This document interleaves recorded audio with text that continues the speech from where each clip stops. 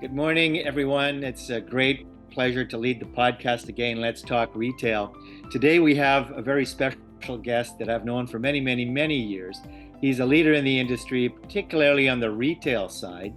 He has started his business many years ago prior to the Core Brothers. We'll hear more from you about that. But other than that, throughout the region and beyond, Aayat Khan has been one of the fixtures with Secor Brothers and their expansion. He led their expansion. He was the boots on the ground man who handled the expansion for that brand.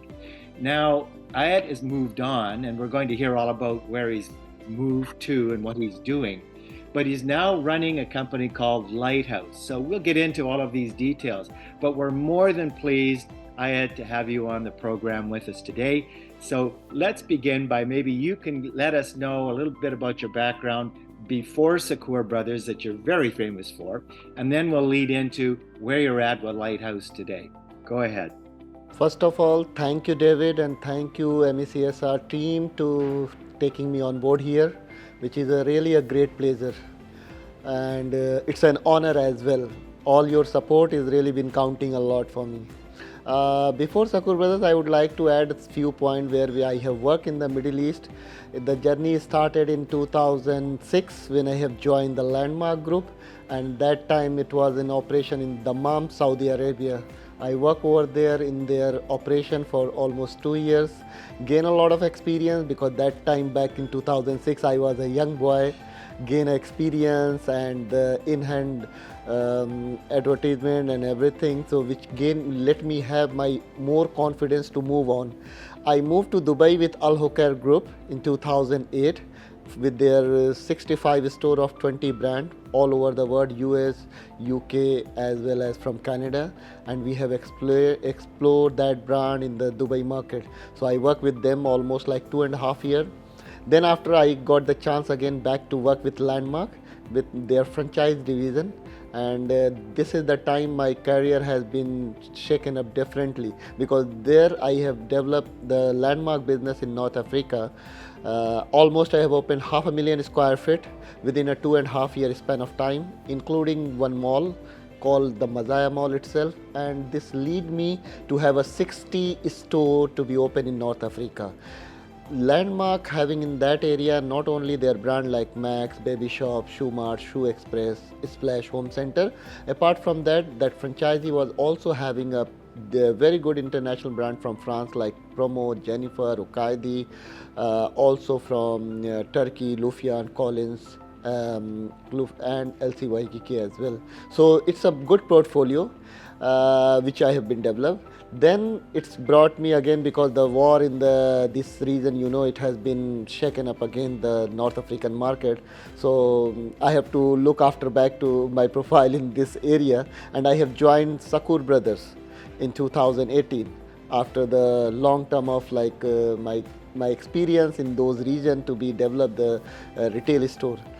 Secor Brothers I have joined as an expansion and franchisee manager to be developed in the franchisee division based in Dubai, and in that I have developed almost more than 10 countries including Cyprus, Romania, Kazakhstan, Uzbekistan, Sri Lanka, Georgia, South Africa, Iraq, Lebanon, Jordan, Palestine. These are few names. And I also got a lot of opportunity, and during this time it was a COVID as well in 2020. 2020, everyone was been back at home, nobody was doing. Fortunately, with the God grace, I was be able to save my job, and with the additional responsibility, because company won't be able to look after and take care like everyone as a role. So I have got additional responsibility in the group, including the franchisee. I become as the operation director, where I was taking care, I can say only in simple word, like except the finance and IT, I was taking care almost all department for the GCC. So handling whole GCC operation, expansion, project, planning, inventory, supply chain. So apart from the franchisee and expansion. So it was a good journey, good learning, and honestly this time was COVID has let everyone learn a lot, including myself, I believe, and it was a very good period where we have started seeing the life differently. Like whatever has happened, nothing is going to be happen in all the circumstances and situation. Well, thanks for that background, and I appreciate all your experience, particularly with Landmark. And I was amazed by the expanse and the learning that you had with the Landmark Group twice, and so you've got a great experience from that large retailer. Then you're in Secure Brothers, and now let's talk about Lighthouse. Where are you with Lighthouse? What is it? And tell me a little bit about the company's new vision. About the lighthouse, before coming to the lighthouse current plan, I would like to give a little brief about the group. The group is based in actually Libya, and their major business is in food and beverage. They are the biggest manufacturer of the food and beverage called Al Rehan. They are having a market share of the Libyan market for 76%. The group is very strong, running from 1986, and they are the market leader. So they have been thinking for this retail division for quite a lot of time, and I am fortunate to be in touch with them. The owner itself, Mr. Abdul Nasser Al-Anezi, who has been given me this opportunity in 2022 to expand the retail business. From there, we have started this lighthouse, which is based in Dubai, but our operation is in Libya with the outlet store we have called Brand Center. It is our own brand name, very similar to like in GCC, which is Brand for Less. Apart from that, we have been good to secure this franchisee for Skechers for Libya. We have already running a store, and the new one is going to be open very soon. Also, we have a franchisee for R&B, very well known brand in GCC, and expanding very well in all the countries. They are more than 100 plus store in all over the Gulf and India. We also got the franchisee for them, and then we have opened it here. So this is the Libyan part of business, where we have almost 15,000 square meter of space with the 20 store running. Apart from that, Lighthouse also having a business in Egypt, where we have a franchisee business only from the brand called Jennifer, and we have new brand from Turkey called Perspective and Jimmy K, and many more we are adding. We are already present in 10 good mall, all from MAF as well as this Abdul Al Futtaim group. So we have a very, and as well as the City Star. So we have a very good presence. The next step is going to be in UAE market, where we are already discussing with few brands to be step it in, and hopefully we'll be launching soon in UAE, and then after we'll take after the GCC. It's the one thing that I'm interested in about with Lighthouse is that you are Dubai based, but it's the inspiration for it came from Libya. Tell me a little bit more, tell our group a little bit more about the food business that the Lighthouse has a 76% market share. Is that supermarkets? Is that hypermarkets? What is that? Actually, they are the manufacturer. They have the machine, which is the high level capability machine from Tetra Pak in the market of Libya, which nobody could have thought, because I personally visited to them and I have seen the capacity. They are making 3 million pack every day, and in that perspective, they are making the juices, all kind of juices, all kind of food stuff. It is very similar to Laknor, but bigger than Laknor in Libya, I will say. The cash flow wise very strong, and they are present in all over Libya, as well as they have started to develop the concept in Tunisia as well. This is the brand they have developed called Al Rehan juice, Al Rehan milk, Al Rehan food. So honest, I know this market nobody knows, but and still they are so much busy and occupied to fulfill the Libyan market. I have discussed with them so many times because of my relationship with the Lulu and all, that we can bring it here, but honestly still they are trying to be complete the Libyan market first before they move to the other market. So they are the market leader, of course. Cash flow wise very strong, because very interesting thing, they work on a cash basis, which is very hard at this particular time, but they are doing quite well.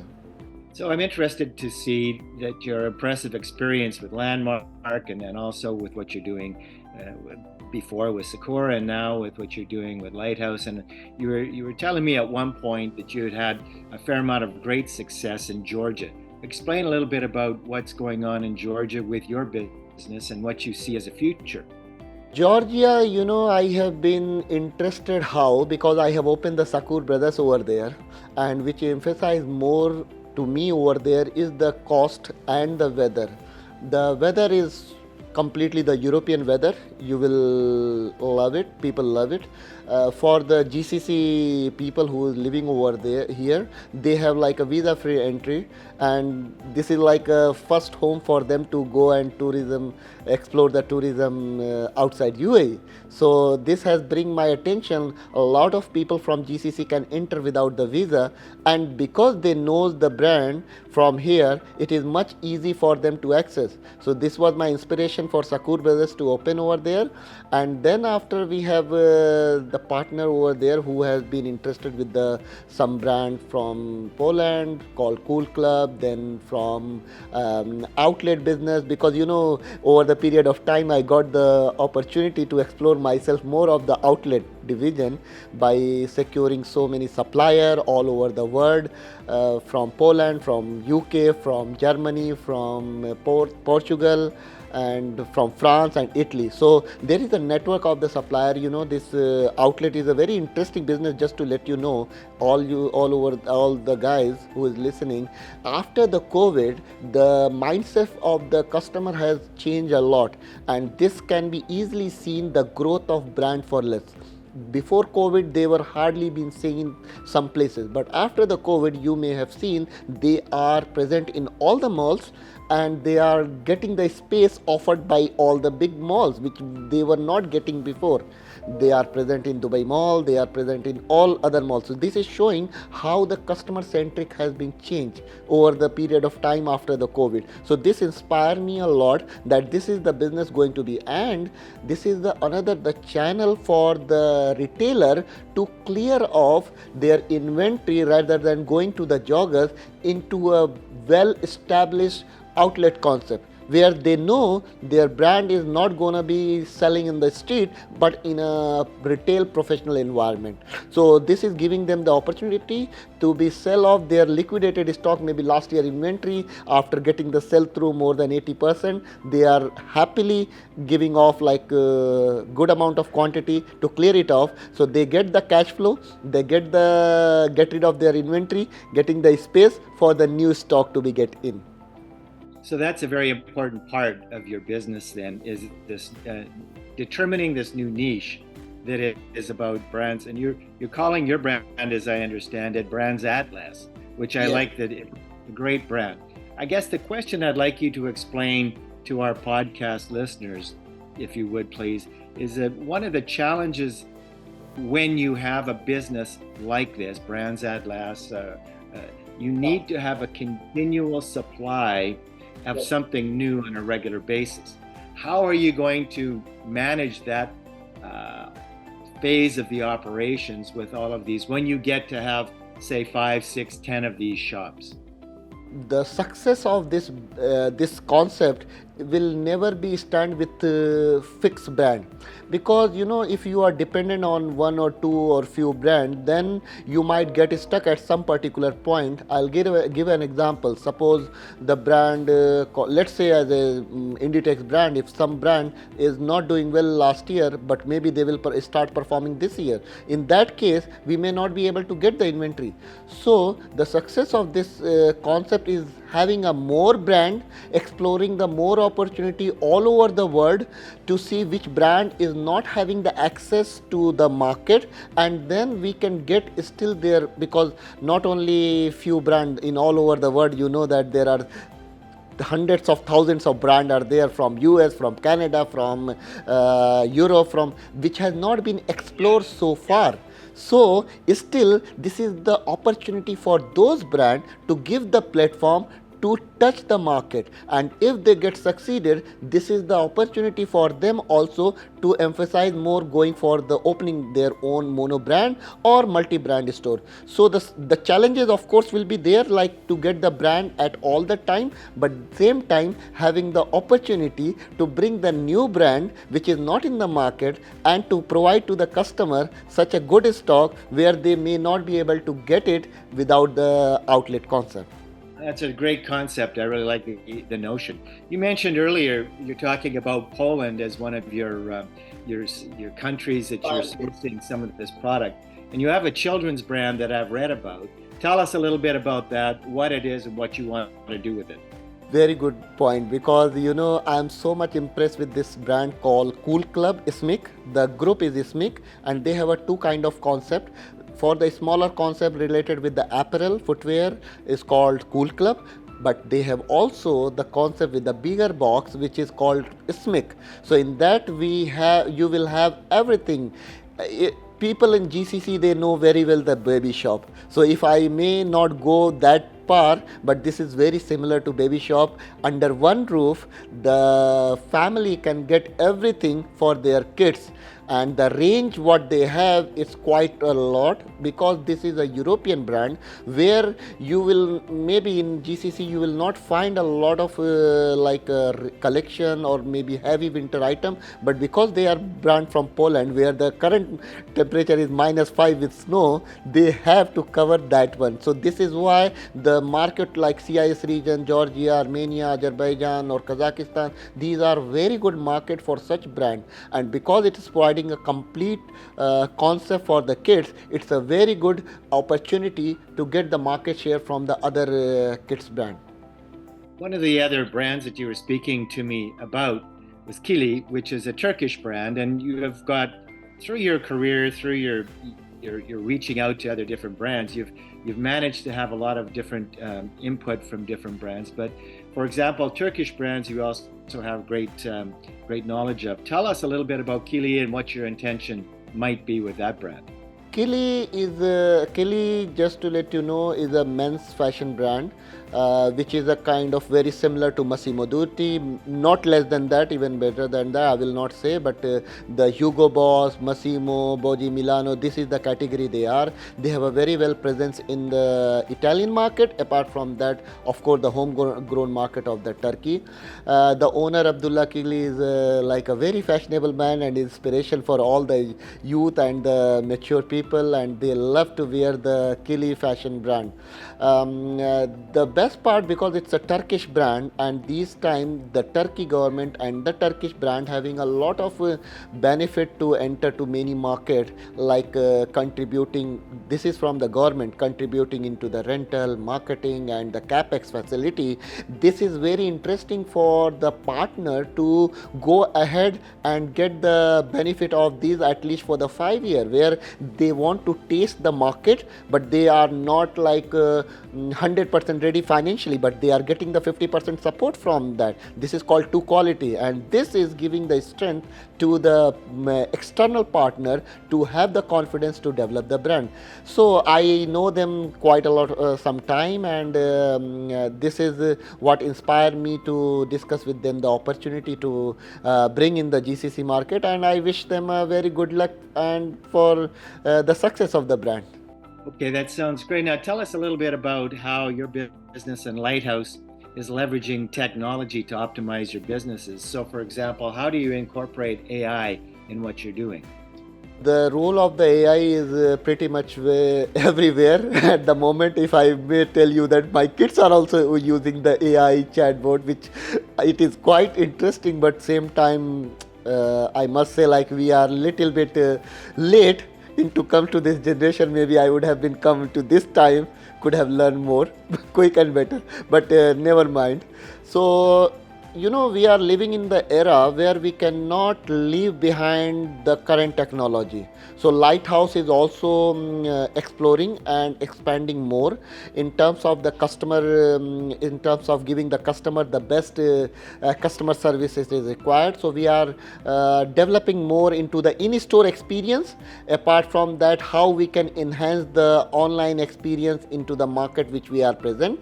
And means there are the option like, okay, the customer can see visually how what are the stuff they are like to buy, how they look like on them. So these are the technology we are already in process to be implement. It is still early because the group is like from the last 2 years we have been developed so much. As I said, focus was more into the market which we have already been there, and then we are been expanding to the GCC market.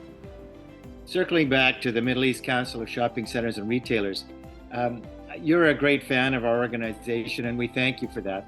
Tell us how you believe we can support you or help you to grow your business. What is it that we can do to help you?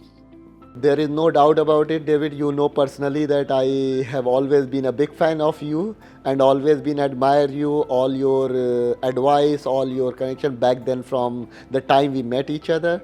And Middle East Shopping Council has been always been a great platform for me to connect good people and great people.